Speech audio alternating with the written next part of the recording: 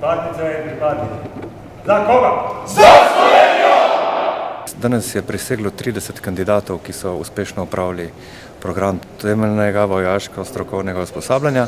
V tej skupini teh vojakov so bili različni statusi, in sicer so bili tu že kandidati za stalno sestavo, kandidati za častnika, kandidati na prostovoljnem služenju vojaškega roka in pa tudi pogodbeni rezervisti. Program je zasnovan tako, da dejansko je to prvi stik, ker je to prvi stik civilnih, dajmo temu reči, mladostnikov z vojsko, je program zelo postopno nastavljen.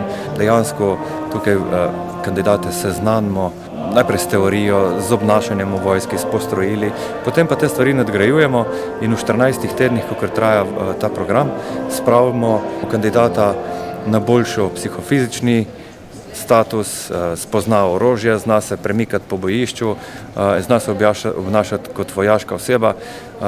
Program je razdeljen na 3 faze, na koncu vsake faze je preizkus, torej kandidati napredujejo po fazah. Zaključi se z zaključnim preverjanjem in terenskim usposabljanjem ter streljanjem. Zdaj vse te ocene se združijo in zaključimo program s slovesno prisego, kakor je bila danes.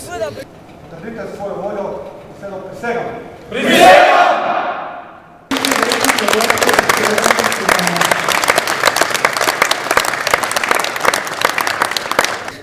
Trudimo se, da naredimo program čim bolj zanimiv. Tudi prilagajamo ta program, da je vedno bolj zanimiv. Program je tudi na ta način narejen, da v sklopu teh 14 tednov obiskujemo tudi različne enote, gremo tudi na teren, različne aktivnosti počnemo in pa na koncu ob zaprisegi, danes smo tudi to naredili, če ste verjetno opazili, vsakemu vojaku, ki priseže, podarimo tudi slovensko zastavo trajno last. Tako da dejansko delamo na izobraževanju, vzgoji in pa na krepitvi te domoljubja naših pripadnikov, naših kandidatov. Je pa tudi nekaj res, so nekateri privilegiji, ki dostakrat niso omenjeni, kot naprimer dodatno zdravstveno zavarovanje, to ni samoumevno pri nekaterih, pokojninski steber in ostale zadeve, ki v ostalih službah niso samoumevne. Opremo, ki jo dobiš, je zelo kvalitetna, po mojih izkušnjah to, kar smo mi dobili, je bilo kvalitetno. Omogočajo dodatno izobraževanje, to, kar nekateri delodajalci ne omogočajo, skratka, da se še naštevati. In pa tudi denar, ki ga dobiš, če si odgovoren in preudaren človek, se me smenja, da se s tem denarjem da preživeti. Ja, pač to je bila že od nekdaj moja velika želja in zdaj, ko sem v bistvu stara že 26 let, sem se odločila, da se vseeno preizkusim v temu in definitivno mi ni žal, ker je bila ena zelo res nepozabna izkušnja. Drugače pa se je treba prej pripraviti, preden se pride vsaj malo športno, da si pripravljen pa v kondiciji, da si pa ni prevelikih problemov. Ravno zaradi tega, ker smo bili res super ekipa in smo si med sabo pomagali, spodbujali.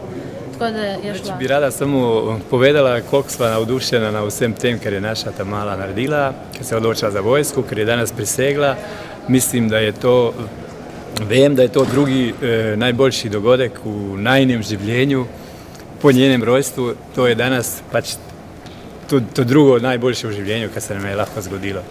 Ker je ona vsa navdušena nad tem, da je srečna, zadovoljna in mi z njo in res smo ponosni na njo.